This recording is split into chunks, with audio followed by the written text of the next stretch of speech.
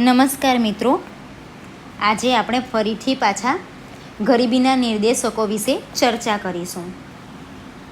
હવે આજે આપણે જોવાના છે આવક અને સંપત્તિની અસમાન વહેંચણી. 1991ના આર્થિક સુધારા બાદના સમયમાં ભારતમાં ઊંચા દરે આર્થિક વૃદ્ધિ અને માથાદીઠ આવકમાં ઝડપથી વધારો થયો હોવા છતાં આવકની અસમાન વહેંચણીના કારણે ગરીબાઈમાં મોટા પ્રમાણમાં ઘટાડો નોંધાયો નથી. 1991ના આર્થિક સુધારા બાદના સમયમાં ભારતમાં જે ઊંચા દરે આર્થિક વૃદ્ધિ અને માથાદીઠ આવકમાં ઝડપથી વધારો તો થયો છે, પરંતુ તેની સામે આવકની જે અસમાન વહેંચણી થઈ છે, જેને કારણે ગરીબાઈમાં મોટા પ્રમાણમાં ઘટાડો નોંધાયો નથી. એટલે કે ગરીબીમાં ઘટાડો તો થાય છે, પરંતુ ધીરે ધીરે થાય છે.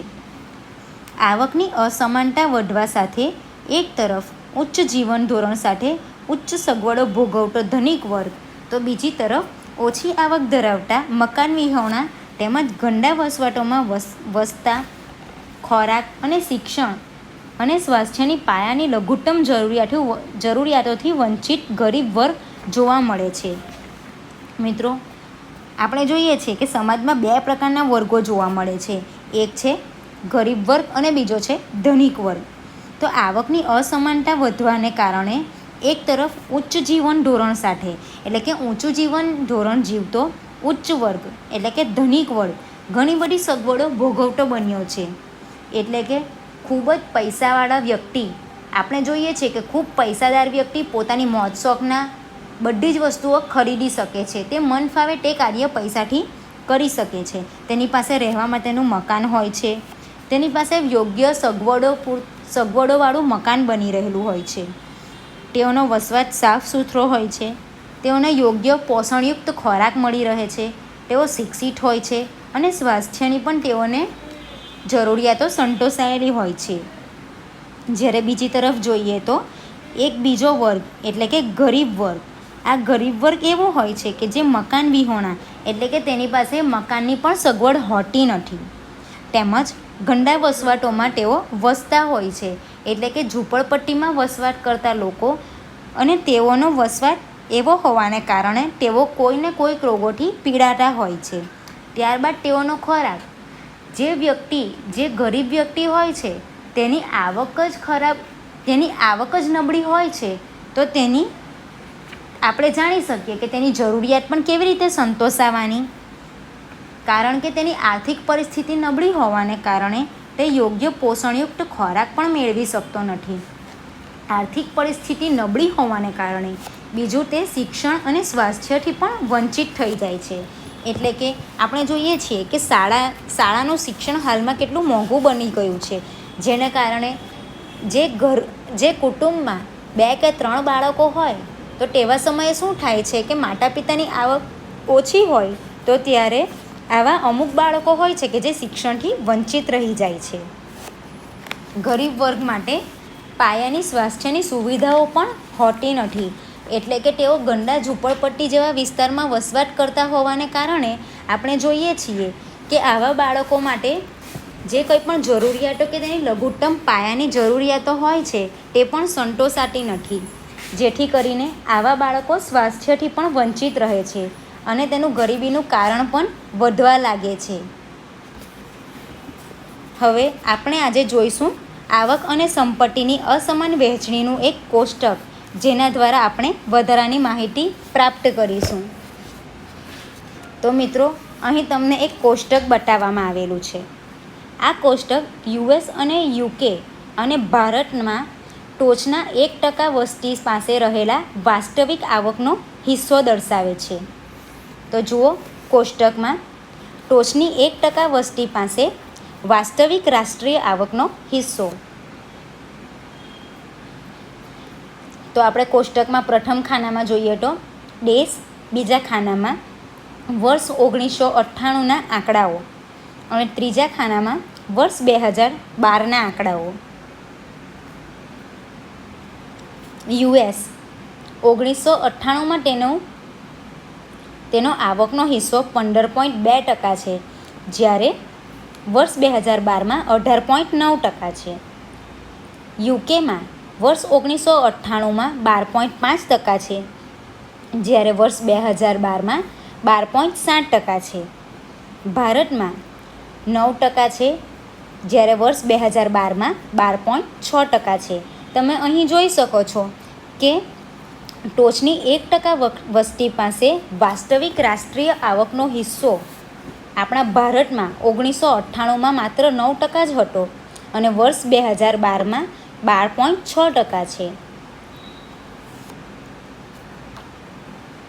ઉપર દર્શાવેલ માહિતી મુજબ યુએસએ, યુકે અને ભારત ત્રણેય દેશોમાં વર્ષ 1998ની તુલનાએ વર્ષ 2012માં ટોચની 1% વસ્તી પાસે વાસ્તવિક રાષ્ટ્રીય આવકનો હિસ્સો વધતો રહ્યો છે. એટલે કે 2098ની સામે 2012નો આંકડો વધવા લાગ્યો છે, જે આપણે કોષ્ટક દ્વારા જોઈ શકીએ છીએ. વર્ષ 1998ની તુલનાએ વર્ષ 2012માં વાસ્તવિક રાષ્ટ્રીય આવકનો હિસ્સો યુએસમાં 15.2%થી વધી 18.9% થયો છે. યુકેમાં 12.5%થી વધી 12.7% અને ભારતમાં 9%થી વધીને 12.6% જેટલો થયો છે. એટલે કે આમાં વધારો નોંધાયો છે. ભારત માટે એવું કહી શકાય કે ભારતમાં આર્થિક સુધારાઓથી ઉદ્ભવેલા લાભો ધનિકોની તરફેણમાં વધુ રહ્યા છે. એટલે કે ભારતમાં આર્થિક સુધારાઓ ધનિકોની તરફેણમાં વધુ રહ્યા છે તેવું આમાં જોવા મળે છે. આમ આપણા દેશમાં ગરીબ અને ધનિક વચ્ચે આર્થિક અસમાનતાનો જે ગાળો એટલે કે જે અંતર જોવા મળે છે તે પણ ભારતમાં પ્રવર્તમાન ગરીબીનો નિર્દેશક છે.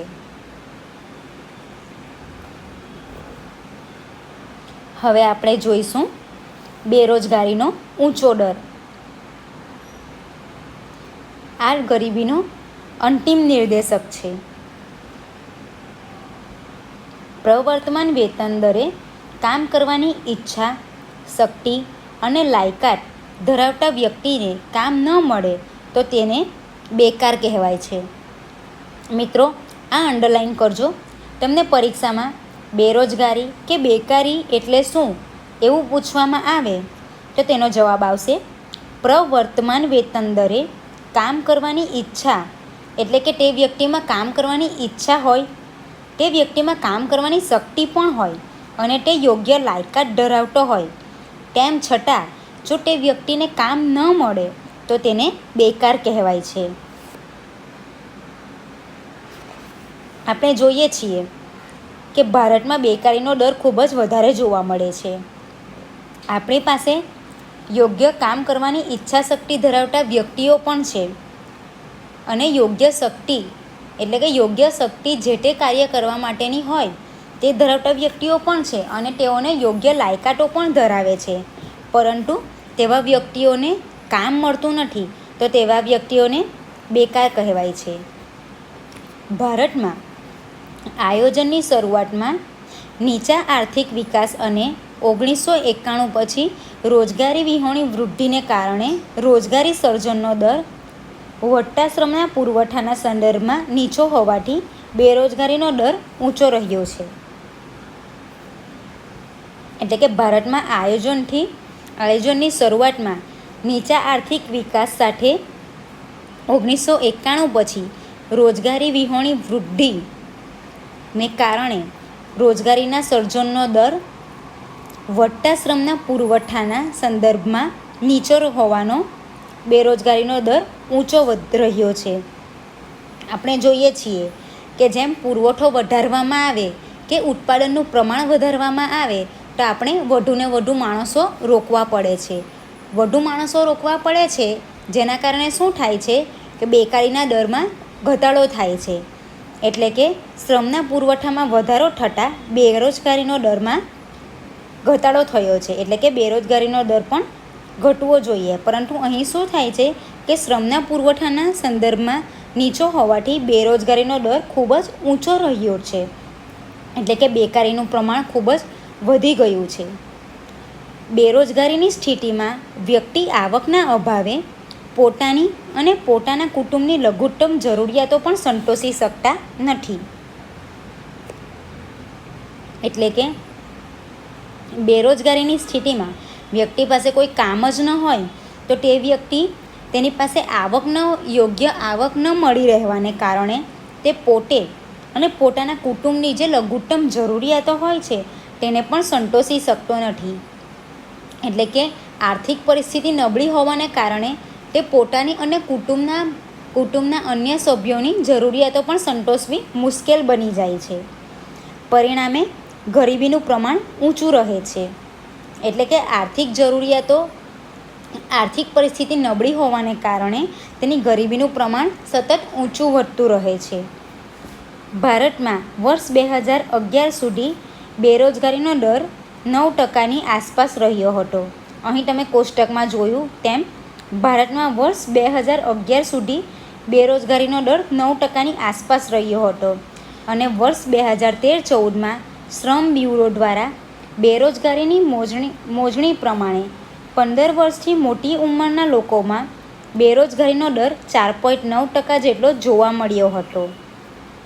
એટલે કે આપણે જોઈએ છીએ કે વર્ષ 2013-14માં જે શ્રમ બ્યુરો દ્વારા એટલે કે મજૂર સંઘના જે બ્યુરો છે તે દ્વારા બેરોજગારીનું જે પ્રમાણ જાણવામાં આવ્યું તેમાં જે 15 વર્ષથી મોટી ઉંમરના વ્યક્તિઓ હોય છે તેઓમાં શેના કારણે ઈચ્છા શક્તિ અને યોગ્ય લાયકાત ધરાવતા હોવાને કારણે તેઓને યોગ્ય નોકરી ન મળી તેને કારણે બેરોજગારીનો દર 4.9% જેટલો 15 વર્ષથી વધુ વયની વ્યક્તિઓમાં જોવા મળ્યો.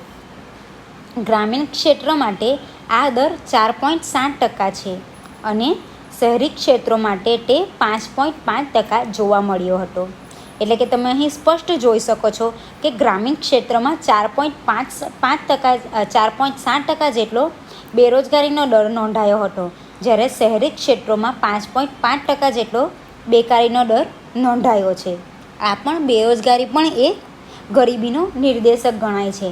તો આજે આપણે ગરીબીના નિર્દેશકો વિશે વાત કરી. હવે આપણે જોઈશું ગરીબીના કારણો. કોઈ પણ સમસ્યાના શ્રેષ્ઠ ઉકેલ માટે તે સમસ્યાના કારણો જાણી તેને દૂર કરવાના ઉપાયો કરવા જોઈએ. એટલે કે કોઈ પણ સમસ્યાના શ્રેષ્ઠ ઉકેલ લાવવા માટે તે સમસ્યાને પહેલાં આપણે જાણવી જોઈએ. એ સમસ્યાના કારણો જાણી તેને યોગ્ય રીતે દૂર કરવાના ઉપાયો શોધવા જોઈએ. ગરીબીની સમસ્યાઓના ઉકેલ લાવવા ગરીબી માટેના કારણો સમજવા જરૂરી છે. ભારતમાં ગરીબી માટેના મુખ્ય કારણો નીચે મુજબ છે. મિત્રો, આપણે કોઈ પણ સમસ્યાનો ઉકેલ લાવવું હોય તો તેની પહેલાં સૌપ્રથમ સમસ્યાના કારણો જાણવા પડે છે. એ સમસ્યાઓ શાના કારણે ઉદ્ભવી છે અને તે કેમ ઉદ્ભવી રહી છે અને તેમાં જો પ્રમાણ વધતું છે કે ઘટતું છે તે સમગ્ર બાબતોનું ધ્યાન એટલે કે જે સમગ્ર માહિતી આપણે પહેલાં જાણવી પડે છે. ત્યારબાદ જ તેનો યોગ્ય ઉકેલ આપણે લાવી શકીએ છીએ. તો ગરીબીના કારણોમાં આપણે પહેલું કારણ જોઈશું ઐતિહાસિક કારણો. ઇતિહાસકારો જણાવે છે કે 17મી સદીમાં ભારત પ્રમાણમાં વધુ શહેરીકૃત અને વ્યવસાયિક રાષ્ટ્ર હતું. એટલે કે ઇતિહાસકારો જણાવે છે કે 17મી સદીમાં ભારત પ્રમાણમાં વધુ શહેરીકૃત અને વ્યાવસાયિક રાષ્ટ્ર હતું, જ્યાં ઘણા બધા વ્યવસાયો અસ્તિત્વમાં આવ્યા હતા. વેપારમાં ભારત સુતરાઉ કાપડની નિકાસમાં મોટો હિસ્સો ધરાવતું હતું અને તેની સાથે સિલ્ક, મરી મસાલા, ચોખાની નિકાસ પણ કરતું હતું. આપણે જોઈએ તો વેપારમાં ભારત ખૂબ જ આગળ હતું, જેને કારણે સુતરાઉ કાપડની નિકાસમાં તેનો મોટા પ્રમાણમાં હિસ્સો જોવા મળે છે. અને તેની સાથે જ સિલ્ક એટલે કે સિલ્કનું કાપડ, મરી મસાલા અને ચોખાની નિકાસ પણ કરતું હતું. આ આપણા અહીંયા ભારતમાં વધારે પ્રમાણમાં તેનું ઉત્પાદન થતું હોવાને કારણે તેની નિકાસ પણ વધારે થતી હતી. એટલે કે અન્ય દેશોને મોકલવામાં આવતું હતું. પરંતુ ભારતમાં અંગ્રેજો, ફ્રેન્ચ, ડચ જેવી પ્રજાના આગમન બાદ તેમની સંસ્થાનવાદી શોષણની નીતિને કારણે ભારતમાં ખેતી અને ઉદ્યોગની પરિસ્થિતિ કથળાતી ગઈ.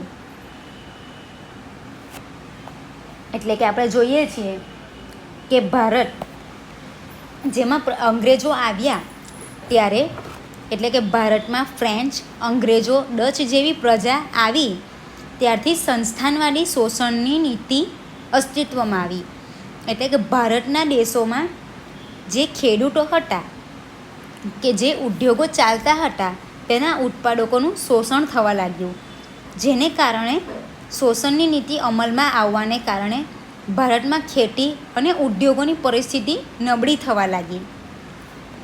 અંગ્રેજોના શાસનકાળ દરમિયાન વિવિધ કારણોસર ભારતમાં ખેતી ક્ષેત્રની સ્થિતિ નાજુક બની હતી. અંગ્રેજો જે સમયે ભારતમાં આવ્યા તે સમયે વિવિધ કારણોસર ભારતની ખેતી ક્ષેત્રની સ્થિતિ ખૂબ જ નાજુક બની હતી. એટલે આપણે પહેલાં જોઈએ છીએ કે આપણો ભારત દેશ ખેતી પ્રધાન છે, તો તેની સાથે આપણે એ પણ જોઈએ છીએ કે જ્યારે અંગ્રેજો ભારતમાં આવ્યા હતા ત્યારે આપણા ભારતમાં ખૂબ જ શોષણ થતું હતું. જે ગરીબ વર્ગ હોય છે તેની પર ખૂબ જ જુલ્મો વેઠવામાં આવતા હતા. તેઓના કાર્ય બદલ તેઓને યોગ્ય કિંમત મળતી ન હતી. તેઓ જે અનાજ પકવે છે તેની પાછળ તેને યોગ્ય રોકાણ કરવામાં આવે છે તે રોકાણ પણ ન થતું હતું. ખૂબ જ કાળી મજૂરી કરવા છતાં પણ તેઓને યોગ્ય કિંમત પ્રાપ્ત ન થતી હતી, જેને કારણે ભારતમાં ખેતી ક્ષેત્રની સ્થિતિ ખૂબ જ નાજુક અને નબળી બનવા લાગી. એક તરફ ભારતમાં ખેતી વરસાદ પર આધારિત હતી. આપણે જોઈએ છીએ કે ભારતમાં ખેતી વરસાદને આધારિત હોય છે. ભારતમાં અમુક ખેડૂતો એવા હોય છે કે વરસાદને અનુરૂપ પાકોનું ઉત્પાદન કરતા હોય છે. ત્યાં બ્રિટિશ શાસને સિંચાઈ માટે મૂડીરોકાણમાં ખાસ રસ દાખવ્યો નહીં. એટલે કે જે અંગ્રેજો હતા તો તે સમયે સિંચાઈ માટે જે મૂડીરોકાણ કરવાનું હતું તો તે સમયે તેમાં ખાસ રસ દાખવ્યો નહીં અને સિંચાઈ માટે જે યોગ્ય મૂડીરોકાણની જરૂર હતી ત્યાં રોકાણ કરવામાં આવ્યું નહીં. એટલે કે જ્યાં વરસાદ ન પડવાને કારણે યોગ્ય સિંચાઈમાં મૂડીરોકાણ ન થવાથી ખેતી નબળી પડવા લાગી. બીજી તરફ વારંવાર પડતા દુષ્કાળો, જમીનદારી પ્રથા, વધતા જમીન મહેસૂલ, સાંઠ પ્રથા વગેરેને કારણે ખેડૂતો આર્થિક રીતે પાયમાલ થતા ગયા અને જમીનદારો, શાહુકારો અને મોટા વેપારીઓ દ્વારા અપાતા ધિરાણ અને વ્યાજના બોજ હેઠળ દબાઈ ગયા. આપણે જોઈએ છીએ કે જે ખેડૂતો હોય છે તે અન્યની જમીન કે પોતાની જમીન ઉપર કોઈ વાવણી કરે છે તો ત્યારે તેની પાછળ ધિરાણ અને વ્યાજ આપણે ચૂકવવું પડે છે. પરંતુ તે સમયે એવું થયું કે વારંવાર દુકાળ પડવા લાગ્યો અને જેને કારણે જે તેને પાક ઉત્પન્ન કરવા માટે જે યોગ્ય પ્રમાણમાં પાણી જોઈતું હતું તે જે તેને વરસાદ મારફતે મળતું હતું તે મળવાનું બંધ થઈ ગયું. સિંચાઈ માટેનું જે રોકાણ કરવું યોગ્ય હતું તે રોકાણ પણ ન થયું, જેને કારણે જે જમીનદારો અને શાહુકારો અને મોટા વેપારીઓ દ્વારા અપાતા ધિરાણ અને વ્યાજના બોજા હેઠળ શ્રમિકો દબાવા લાગ્યા. ખેડૂતો જમીન વિહોણા બનવા લાગ્યા. એટલે કે આપણે જોઈએ છીએ કે તે સમયે જે ધિરાણ કરવામાં આવતું હતું અને તેની સામે જો ખેડૂત યોગ્ય પાક ઉત્પાદન કરીને તેની ચૂકવણી ન કરે તો તેને પોતાની જમીન જે તે શાહુકાર કે જમીનદારોના નામે કરી દેવી પડતી હોય છે. આથી ખેડૂતો જમીન વિહોણા બનવા લાગ્યા કારણ કે તેને મોટા વ્યાજના દરો ન ચૂકવી શક્યા. આથી તેમને પોતાની જમીનો આપી દેવી પડી. ખેડૂત અને ખેતી બેહાલ બન્યા, પરિણામે ગરીબીમાં વધારો થવા લાગ્યો. ખેડૂતોને ખેતી માટે યોગ્ય પાણી ન મળી રહેતા, યોગ્ય સિંચાઈની સગવડ ન મળી રહેતા ખેતી બેહાલ થવા લાગી. એટલે કે ખેતી બંધ થવા લાગી અને પરિણામે ખેડૂતો કામ વગરના થઈ ગયા, જેથી કરીને ગરીબીના પ્રમાણમાં વધારો થઈ ગયો. એટલે કે ખેડૂતો બેકાર થવાને કારણે ગરીબીમાં વધારો થતો ગયો. ઉદ્યોગ અને વ્યાપારની બાબતમાં અંગ્રેજો દ્વારા ભારતમાં એવા પ્રકારની વેપાર નીતિ, કર નીતિ તેમજ ઔદ્યોગિક નીતિ અમલમાં મૂકવામાં આવી કે જેથી અંગ્રેજોને ભારતમાં વેપારથી ફાયદો થાય. એટલે કે અંગ્રેજો ભારતમાં આવ્યા ત્યારે ઉદ્યોગ અને વ્યાપારની બાબતમાં એવા પ્રકારની નીતિઓ તેઓએ ઘડી કે વેપારની નીતિ અને કર નીતિ તેમજ ઔદ્યોગિક નીતિ અમલમાં મૂકી અને ભારતમાં વેપારીઓને ફાયદો થાય તે હેતુથી આ બધી નીતિઓ અસ્તિત્વમાં લાવ્યા. ભારતીય નિકાસો માટે યુરોપના બજારોમાંથી વિવિધ પ્રતિબંધો મૂકવામાં આવ્યા. જ્યારે ઇંગ્લેન્ડમાં ઉત્પાદિત વસ્તુઓના ભારત માટે વેચાણ માટેના વિશેષ પ્રકારની કર રાહતો અને છૂટછાટો આપવામાં આવી.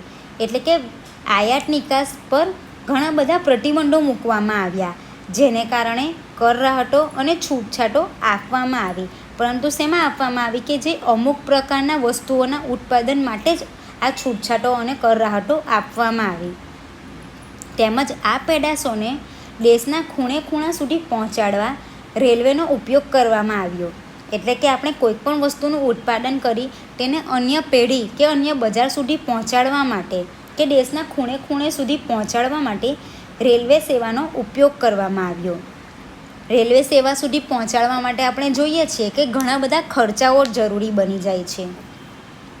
આ પ્રકારની નીતિથી અંગ્રેજોને ભારતમાં ઉત્પાદન અને વેચાણથી અધિશેષ પ્રાપ્ત થયો, એટલે કે તેનું નફો પ્રાપ્ત થવા લાગ્યો, જેનું તેઓ દ્વારા ઇંગ્લેન્ડમાં મૂડીરોકાણ કરી ઔદ્યોગિકીકરણને વેગ આપ્યો.